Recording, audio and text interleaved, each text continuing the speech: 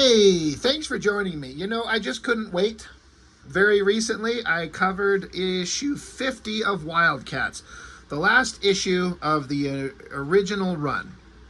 And I was talking about how, in a small, dumb way, at the time, and, looking back on it retroactively now, there's a little bit of part of me that was like, there's only a first time for everything, right? The first run of Wildcats, and for all its ups and downs, because it had some ups, it really did. When Alan Moore came along, it got really interesting. When Travis Charest showed up and really developed into an incredible artist, that was really interesting. But the concept as a whole of Wildcats kind of just didn't seem like it could stand on its own 2 feet of its own premise. It just was like, I think the idea sounds interesting. Two warring alien factions centuries ago who are constantly at war. They come to Earth and the battle continues here. And one of the alien races are shape-shifting lizards. And the other aliens are who the fuck knows what. They're human-looking things. But then there's been human crossbred with the good guy aliens. And so now these human crossbreeds, half-breeds, whatever, now have to fight the shape-shifting lizards. I feel like there's an interesting concept there. But ultimately, it just didn't seem to have any kind of direction, and then until other writers come along and took it in an entirely different direction and basically undid that entire premise and just started writing interesting characters, which is what Alan Moore did. But my point being is that even though it had ups and downs, it was a big deal. It was fun. It was exciting. To us kids in the 90s, all those Image books, they were so freaking great. We loved them so much. And to have the original run end, it's done. It's over. But if you're lucky, that phrase, nature abhors a vacuum, right? The absence of Wildcats comic volume 1 made way for Wildcats volume 2. And they did the smartest thing that they could possibly do, which was bring along the artist of the era who was amongst the most celebrated and exciting artists of the time. That's my memory. That's how I recall it. I don't know that there's too many people that would deny that, even if you don't like him. Travis Charest, even if you don't like his work, I don't think you can deny that the hype that he had surrounding himself was pretty epic. And they bring along a fantastic, incredible inker, Richard Friend, who has a YouTube channel. He doesn't post super often, but my God, is he one of the best inkers out there. Just go look at any of his work. And he talks about his era, how he kind of, as I understand it, he kind of had to petition Travis Charest himself and do some test inks to get the gig to be the inker for Travis Charest. Because Charest wanted his work to have a very specific, distinct look. And from what I understand from Richard Friend, talking on his YouTube channel, that Travis Charest wanted a thin line, not heavy, thick rendering, big, heavy brush rendering, a very thin line kind of penciling and inking technique that Travis Charest was really leaning into. And he needs an inker who really knows what they're doing and will follow what Travis Charest is putting down. And they seem to find a synergy that just worked incredibly well. And I'm kind of shocked every time I come back and remember that Scott Lobdell was writing this. I just don't remember him being a great writer of anything. I just remember that he took over X-Men, or some of the X titles, once the Image guys took off. And that's kind of where he made his name. And, some people kind of feel like anytime you're trying to take over an X-Men title, especially when Claremont's gone, you're just going to fail everywhere. Whatever. But he wrote this book, and I'm like, you know what? It was kind of fine. It was kind of okay. It's kind of hard for me to, when I read this book originally, I was only about Travis Charest's art. I could not care less what the story was. Did not care. But this book, this issue, and the stories that come out of this lead into my favorite and what I feel are the best possible versions of the Wildcats characters ever created into this volume 2, and then I think they're a volume 3. They just get more and more interesting, more so than the original entire run of volume 1, including the Alan Moore written stuff. It's really weird. So as we go through these eventually over time, we'll see if that kind of holds up, if I still feel like this is the best version of stuff. But like I said, at the time, I was just about Travis Charest's art. This stuff was just, I don't know why. I don't know what it is. I can't explain it. It's so far away from anything like Jim Lee's work or Silvestri's or Liefeld or any of the other kind of secondary artists that come along with the Image Studios at the time. There's no hyper, like crazy Jim Lee, Scott Williams type cross-hatching rendering. It's a clean line. Everything feels kind of like almost impossibly perfectly rendered. Every gun, every belt, every strap, every canister, every brick, which is partially has to explain why Travis Charest seemed to never be able to keep a deadline. And we do get, I want to say 6 or 7 issues, I think, before Travis Charest, he just can't fucking keep up. And he bails on it to go do, I think, that Meta Barons thing, which never ever came out because he never fucking finished it because he took so long. That's my kind of memory of the whole thing. But anyway, we'll get into all that shit later. But this, it's just something about Travis Charest's work. And I also love the coloring. It says Tad Eldrick and Justin Ponce are on the colors. Like the color choices in this shot are really interesting. But here's a guy slowly, underwater, moving up. It's just a simple, there's no text. It doesn't tell us anything. We're just on, here's a guy, mysterious guy, 2 guns, underwater, moving along. Get into panel 2.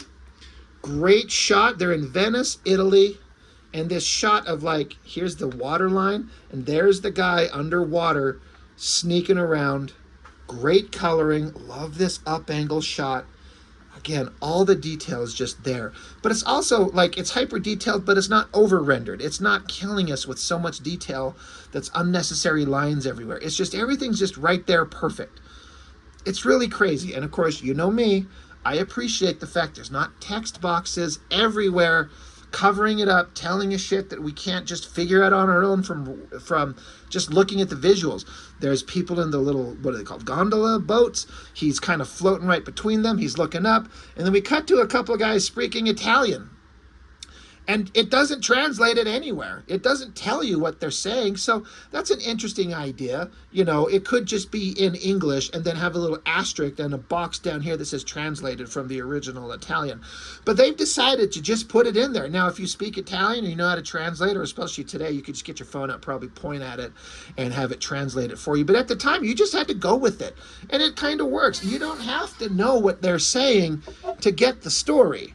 But presumed bad guys, weapons, guns, and our secret guy floating in through an open, grate under the water. Floating in. I love how the coloring, because obviously Travis Charest intentionally drew this where he's got the brick of this wall that he's sneaking into, but then he just has it fade out.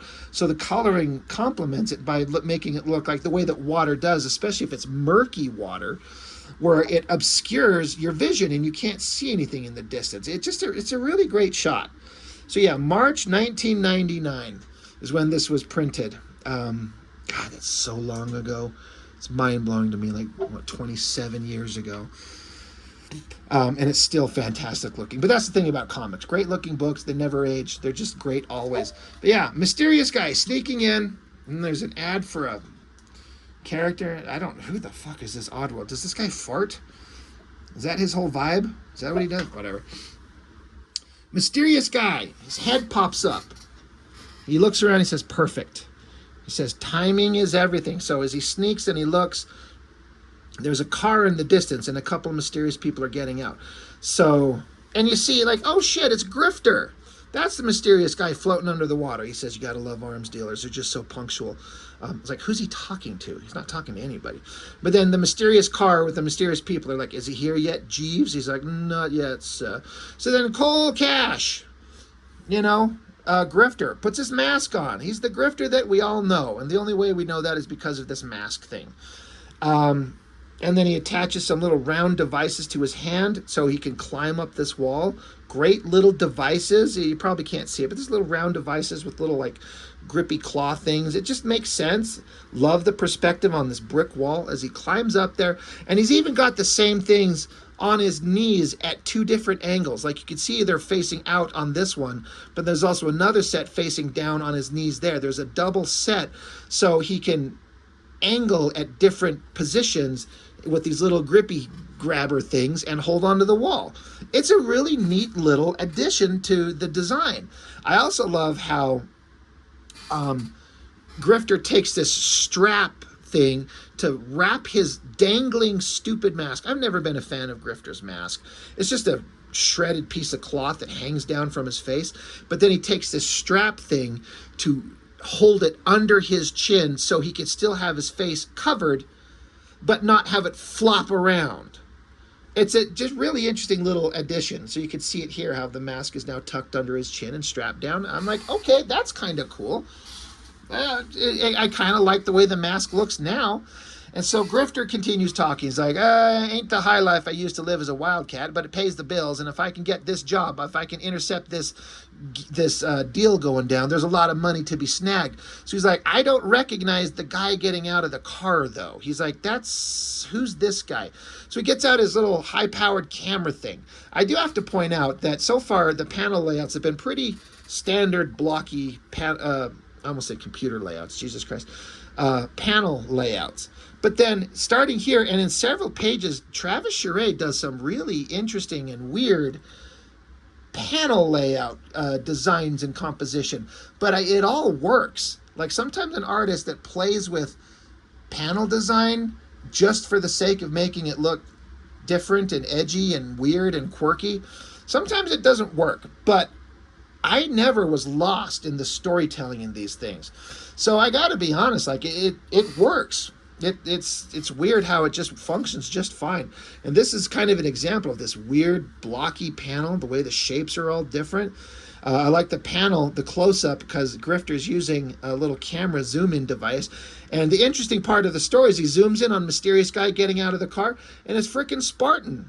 You know, the boring-ass leader of the Wildcats, the cyborg robot who just, his defining characteristic traits is that 1, he's a robot, 2, he's boring as fuck, 3, the hot stripper girl was really into him, and for all I know, they were fucking, and 4, he gets blown up all the time, because it kind of established, like, well, he's an android, he's a robot, he can get blown up, and so therefore we can trash him, but we can just always make another one and download him into another body. Which sounds kind of interesting, but all it did is it turned out is it made Spartan just get blown up all the time, and he seemed really weak and stupid and boring. But, all right, here's Spartan, and Grifter's like, oh my god, it's Spartan. And then another mysterious character shows up. He's like, hello, and he's speaking, you know, language we can't read. Or maybe we can read it, but, you know, unless you speak the language, you don't know what he's saying. But there he is. And so Grifter's inner monologue says, I've never seen the guy here, but that's got to be him. That's got to be Noir. N-O-I-R. Like film noir. That's his name, Noir. And he's like, I've heard of him. I've never seen him before, but that's got to be him. He's here to make a deal with Spartan for some reason. And Spartan is speaking, you know, foreign language. He's speaking the Italian. And Grifter's like, I can't understand what you guys are saying. Speak English. And then Spartan opens up a case full of cash, and Grifter is like, oh, all right, that I understand. So he's like, damn, Spartan's an arms dealer? Grifter's like, I thought I was hitting on hard times, but God, I guess he's really having a hard time. So now they kind of switch over to English. Spartan says, you speak English? He's like, yes, better than your French. So I guess they're speaking French. Excuse me, it says they're in Italy. I just assumed they were speaking Italian. What? I don't speak any foreign languages. Whatever. Fuck me. Anyway. So they chit-chat back and forth, and Spartan's like, okay, because Noir's talking some weird shit, and Spartan's like, yeah, I would love for you to tell me about your employer. And Noir says, sorry, Noir isn't one to kiss and tell.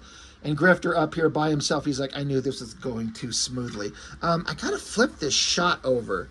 I really dig the way that he's doing that mask thing with those straps holding it to his head there. That's really interesting look. But here's some of that interesting kind of panel composition where it's one panel, but it's essentially two separate panels because Grifter looks off to the side through his little looking glass thing, and off in the distance is a window open and some people inside with weapons that you see now the camera angle switches to inside. And there are these bad guys lined up with guns. Now, Grifter's not hanging out 10 feet outside of this window where these idiots would see him in plain sight. We've established on the previous page that he's hiding up in there's this big curve of this building, and he's hiding up there in the dark. So he's observing things. So, it's not literally he's sitting right in front of the window and these bad guys are just too stupid to see him. It's just a visual thing of putting the two images together in the same picture, but they're two separate shots. I don't know a lot of artists that could pull it off, but it works for me. Also, Travis Charest loves, and I mean he loves to break the panel borders. Like, it's literally happening everywhere. I think it happens on every page. And as I say that, I find the one page where it's not happening. But breaking the border there, breaking the border down there, and I don't mind it. There used to be a kind of an old school kind of approach to comic page art where it was like, don't ever break the border, just don't do it, that's against the rules. And then other artists are like, well, fuck that, I'm going to do it if it looks cool. And it is, it's kind of fun. God, the detail, Travis Charest is so precise on all this stuff, it looks so good. So Grifter notices, as he looks around, there's multiple shots of his head looking in different directions, and he sees there are bad guys with guns surrounding Spartan from all over, around the corner, up in a busted out section of a wall, from under the grating, again, hiding around a corner. Basically, the idea is that Spartan is surrounded. He's in some deep shit. And Grifter's like, oh, God, I'm going to have to help my former teammate. So Spartan hands over the cash to Noir. And so Spartan's like, all right, where's the merchandise I'm paying for? And Noir says, Noir's people will deliver your weapon almost immediately. And then he gets on his little wrist communicator and says, tidy up, boys. Now you've got Grifter. He's sitting there and he's kind of trying to talk himself out of helping Spartan. He's like, I'm not here. I'm just here for the money. I don't need to get fucking involved. God damn it. Cut to, and here's more of that weird panel composition stuff. Like, this is all one panel, but it's 3 different shots. Same thing with down here. One kind of blocky panel, but it's 3 different images. Bad guy with some of the best drawn firearms ever. And you see Spartan in the sights of these guys. Like, in theory, he's about to get his ass blown away. And this is where I was instantly like, oh shit, suddenly Spartan is interesting to me. And even Grifter notices it, because you see this panel of all this like sound effects and spent bullet casings. This shot, I love it. There's no blast lines. There's no like bullet trajectories that you could see. A lot of other artists would just draw all the lines of the bullets hitting him. You don't see any of that. All you see are the impacts of the bullets. And it works so perfectly. I just see this and I can just hear these bullets just riddling off this car and Spartan. And Grifter even notices. He's like, whoa, looks like Emp went with the deluxe package on Spartan this time. If you know Wildcats, you know who Emp is. We'll get to him. But I'm like, this made Spartan instantly more interesting to me, because he's just casually standing there taking multiple bullet impacts and he's not twitching in the slightest. He's like, it might as well be a gentle breeze on him. This one scene made him instantly more interesting to me than he'd ever been in any other scene ever. Because partially it's that he's not getting blown apart like he always does. And it's just so great. Travis Charest is rocking it here. Again, all we see are the bullet impacts. It's fascinating. And then here's more of those panel shots where there's like, it's just a couple of, like a collage of images. Each one of these is a separate panel, essentially, but it's all just drawn together. Noir is running away. Grifter gets his gun out, shoots, knocks the case out of his hands. So Noir is like, holy shit, he's back on his wrist communicator. We got a problem. Bad guys are up there, and they're like, you're telling us, what is this guy made of? And in the same shot, and then this panel here is repeated here as a blast of like laser energy blows away the guy who's behind the dude up front. And if you're paying attention, you know what's going on. That's probably Spartan shooting. But just all this technical, perfect detailed line work, the energy of the shots in that panel there. I'm just like, this is so good. And this is unlike any Wildcats comic. So far, it's just like we're in Italy and doing like arms deal, gun running kind of interrupting a gun running arms deal trade. This is not, you know, a bunch of superheroes jumping out of a jet yelling wahoo, fighting lizards. It's different, and some other people might prefer a superhero team fighting lizards, but I'm a little bit more interested in this. That shot of Spartan, the coloring on his laser hand looks great. His face, the art on Spartan's face there, I just love the way that looks. So fantastic. All these bad guys are like, holy shit, we can't take this guy out. And Spartan says, he says that he's more than capable of overthrowing the armed forces of most third world nations. So, in other words, surrender. And these bad guys are like, holy shit, guys, take out this guy. Because these guys have what looks like to be a giant 50 cal, like what B-17 bomber guys would have in the turrets on their gun and in their planes. And 50 cal bullets are huge. Like, they're big ass bullets. They're like this long as opposed to a regular bullet, you know. 50 cal big. So this should, in theory, do a lot of damage. Maybe, but I kind of think it won't. But before they even get a chance, Grifter jumps down, shoots them, takes them out. Back to Spartan. He's over there just, again, shooting a laser, blowing away things, taking out bad guys. Noir, he's over here. He's like, take this guy down. You know, like, everyone take him out. So this guy, another interesting shot. He's got a grenade launcher. Boom, shoots it, bounces off the car. Spartan just looks. And then we cut to a scene way far away where people are on the gondola and they're like, gosh, I hope that wasn't my hotel, and because there's a explosion. This is a really interesting kind of choice that I assume has to come from the script from Scott Lobdell. The grenade gets fired at Spartan, but we don't sit there and see the explosion. We cut to blocks and blocks away and just see like the smoke of the explosion in the distance. Such a fascinating and interesting kind of approach. It's really cool. I love it. It works really well. So the character Noir, he's like, yes, I got him. Haha, what do you guys think of your superpowers now? So they're like, all right, I'm going to collect up my money case. And they're picking it up. And then Grifter shows back up. And he's got the drop on him. He's like, you know, you're not getting away. I'm still here. I've got my gun. Grifter shoots his other henchman. And, well, now what are we going to do? I got to say, Travis Charest draws what is, in my mind, the definitive Grifter. I've never liked the character. He's never been interesting. But the way that Travis Charest draws him, I don't know. There's something about him. I love that shot. The gun looks great. His stubble on his beard. His hair blowing in the wind. I think it looks fantastic. But yeah, Grifter got the drop on him. And look, Spartan, he's not blown up. Grenade exploding didn't do shit. It did change his clothes somehow.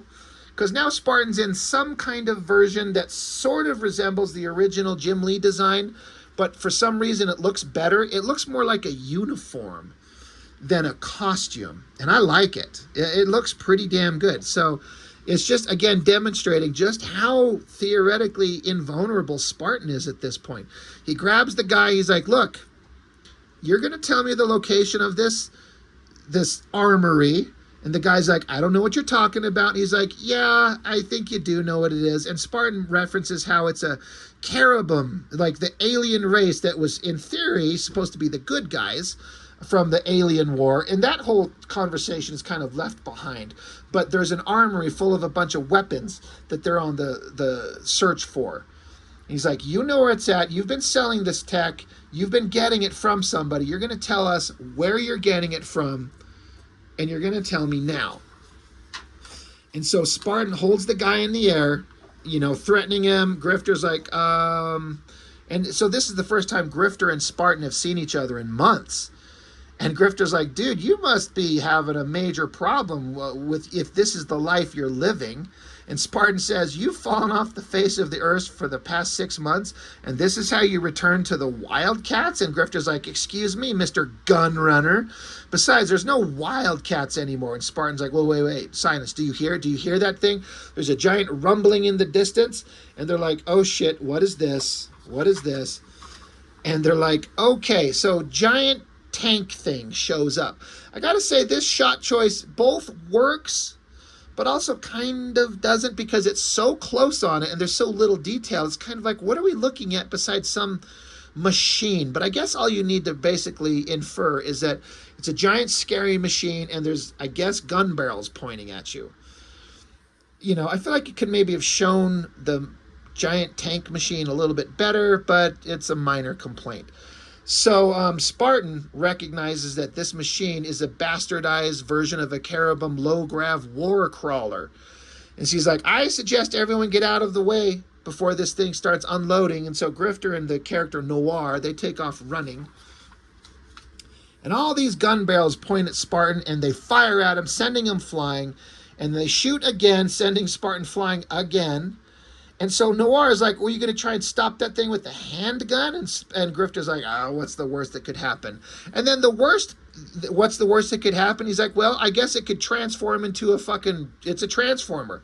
It literally does a transforming sound, waka, waka, waka, waka. And now it's like up on 2 feet, walking towards Grifter.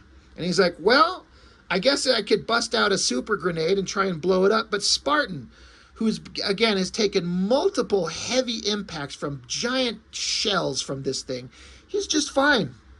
So again, Spartan is suddenly like super strong. And I like it. He's more interesting. He shows up and starts snapping the barrels off the thing. Noir is going to try and run off again, and Grifter stops him again. Back over here, Spartan is lifting the tank thing in the air. I love these shots of like the tank tread. Travis Charest is so good with his precise art. Like, look at the round shapes on those tank treads and the round drive wheels. They're so perfectly lit to look like round, perfectly cylindrical metal hubs. It's incredible how good he is at this stuff. It's fascinating to me. But yes, Spartan's literally lifting the tank off the ground, and Noir's like, how powerful is this guy? And Grifter says, good question, a hell of a lot more powerful than I remember. And so Spartan's over here ripping the tank to pieces. He gets inside of it only to see a computer countdown that says self-destruct sequence 1 second away, close up on his face, and giant explosion. Boom. And then we just cut to, there's Spartan holding up a big piece of metal plating from the tank, and they had teleported away at that last second. Because Spartan says, status check, and Grifter's like, still breathing, teleported again. Seems like old times, and they brought Noir with them. And then you see a little hand with a stogie come along and say, glad you feel that way, kid. Welcome home, Grifter. And so Grifter points his gun at Marlowe, and he says, what did I ever tell you if I ever saw you again after what happened to Zealot, you little freaking freak? And you look down at Jacob Marlowe. Do you remember what he used to look like? Of course you do. We all know.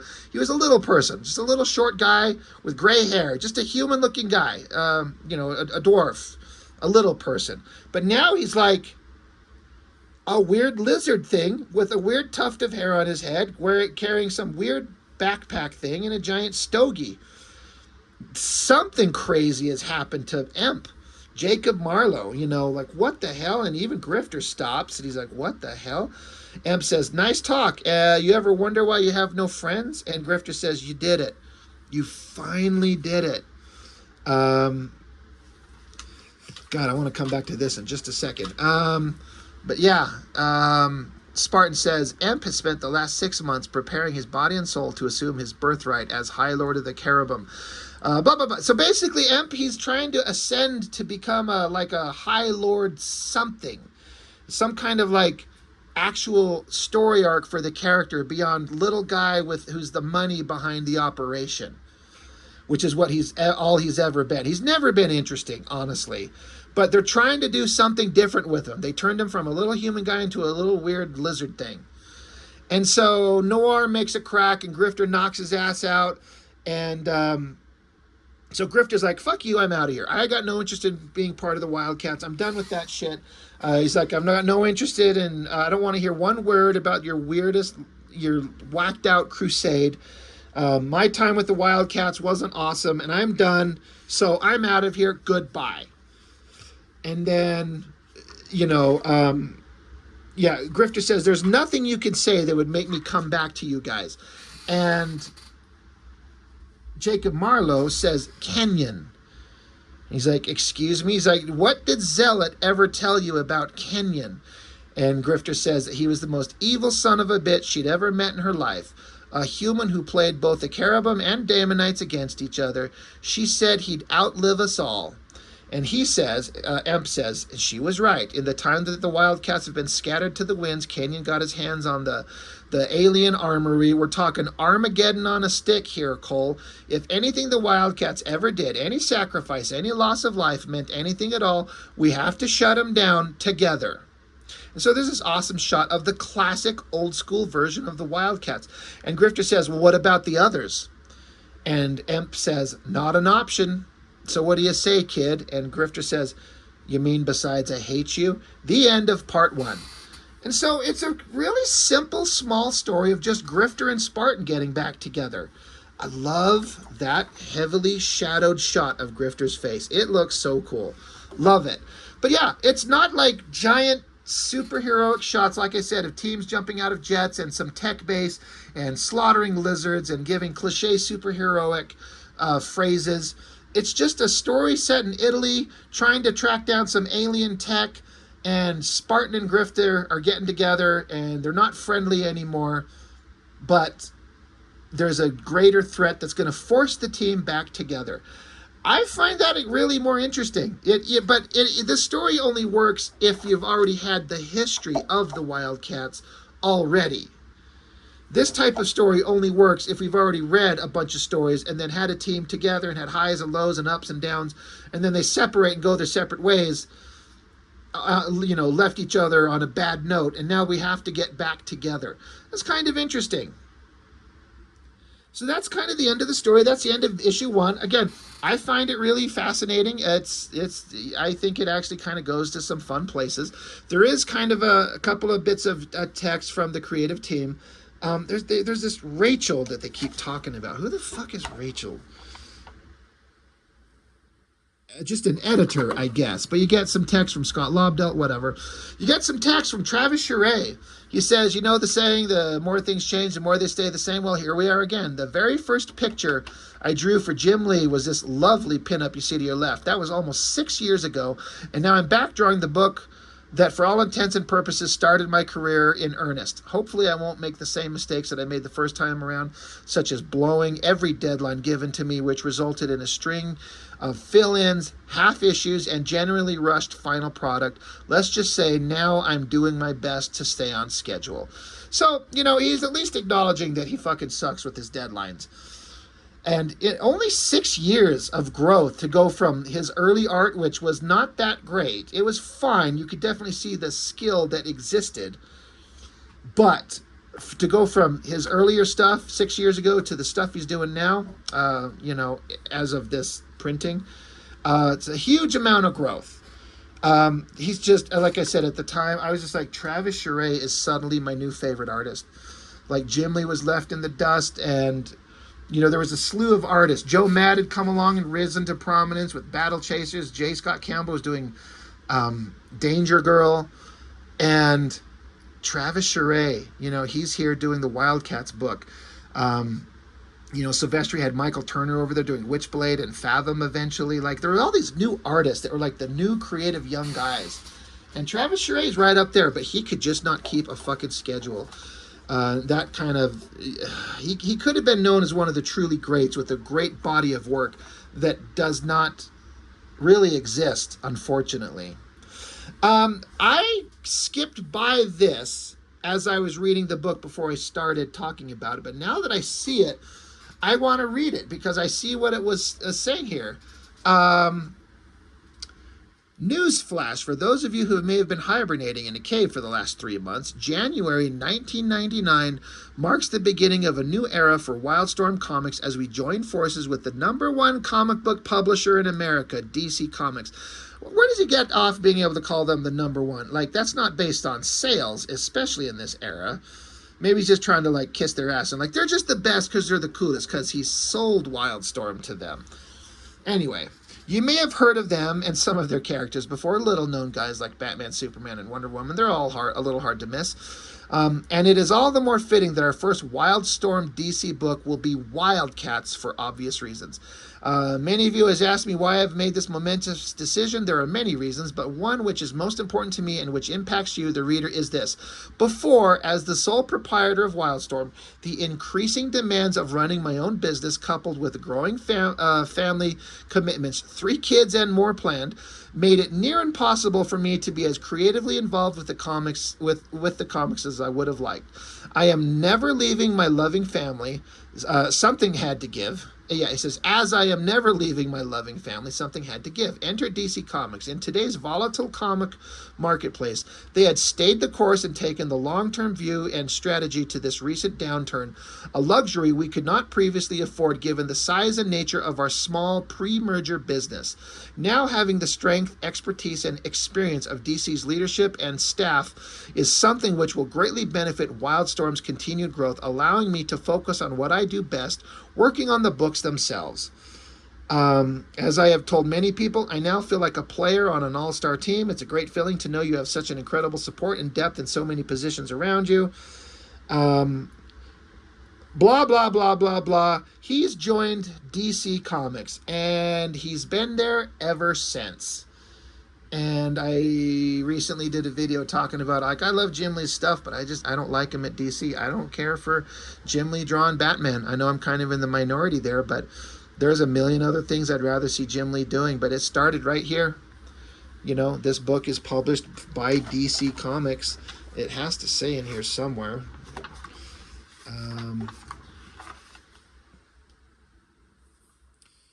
Yeah, Paul Levitz. So anyway, just interesting, you know. And of course, you got some variant covers. A boring as fuck Jim Lee cover. Arthur Adams is always good. Simon Bisley, that's the one that I got, but it's because it's the only one I could get my hands on. I'm sorry. Bisley's awesome, but it's not the cover I would have wanted. If I could have chosen anything, I would have chosen the Travis Charest penciled cover or the inks. But that's the one I wanted. Humberto Ramos is awesome. That's a Joe Mad cover. I got to say, that one's not that great. I don't love that. And there's a J. Scott Campbell cover. Like, they're all kind of fine, but the most boring is the Jim Lee one. That's kind of shocking. And, of course, League of Extraordinary Gentlemen. I got to get back to that. It's been like a year since I touched on the first volume of League of Extraordinary Gentlemen. But I want to get into Volume 2. That one is so good. There's a lot of interesting stuff to get into. Anyway, Wildcats, Volume 2, Issue 1. Travis Charest, he's the superstar. But I got to give it credit. The story seemed interesting enough to me to keep me kind of like tuned in. And it's not like brilliant storytelling, but it's fun and it works. But Travis Charest, as long as he's on it, as long as he's working on it, which is not very long, we only get a couple issues out of him. Like me as a young adult, I want to say a kid, but I forget this is 1999, and I had graduated high school in 95, so I keep thinking of myself as a kid, but that's only because I'm approaching fucking 50 years old, and 1999 seems like, well, 3 decades ago. It seems like fucking forever ago, because it is. So I still think of myself as a kid when I was reading these things. But anyway, it's good stuff. And Travis Charest is always worth the price of admission. He's just so goddamn great. So anyway, I'd love to know what you guys think about any of this. That's all I've got for now. Thank you for joining me. I really appreciate it. I'll see you next time.